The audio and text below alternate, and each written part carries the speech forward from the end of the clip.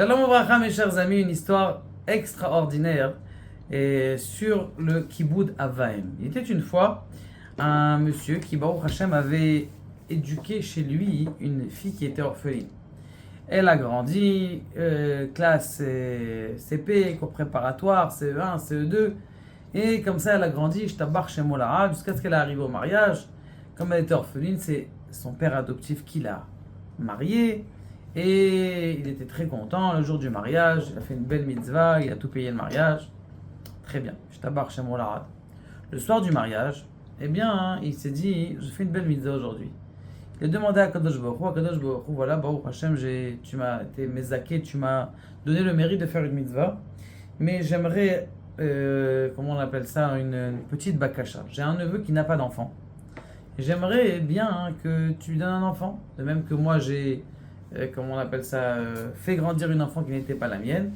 Eh bien, toi aussi, donne un enfant. Bon, il va dormir la nuit, et Baruch Hashem, qu'est-ce qui se passe? Eh bien, il rêve. Maintenant, il rêve de qui? Il rêve de son père. Et dans le rêve, son père, il vient le voir, il lui dit, Chazakou Baruch, tu as fait une très belle mitzvah, et on m'a permis de descendre te voir pour te donner une réponse à ta question. Tu as demandé pourquoi des enfants. Eh bien, sache qu'il y a dans le mazal de ton neveu, de mon petit-fils, d'avoir des enfants. Mais sache que toute la raison pour laquelle il n'a pas d'enfant, c'est parce qu'il ne va pas assez voir sa mère. Alors, il se réveille en sursaut, bien sûr, et il appelle tout de suite son neveu. Téléphone, 2h du matin, zid, ça répond pas. Au bout du 5e appel, ça répond pas. Tonton, qu'est-ce qui se passe? Écoute, voilà, il lui raconte, je demandais après le mariage, et j'ai rêvé, et on m'a dit, mais je vais la voir toutes les semaines, tous les Shabbats, tous les vendredis, je vais la voir. Il dit, Kanirik, tu ne vas pas la voir assez. Elle est à côté de chez toi, mais sa mère, c'est une femme qui est veuve, elle a besoin de toi, Kanirik, c'est le seul...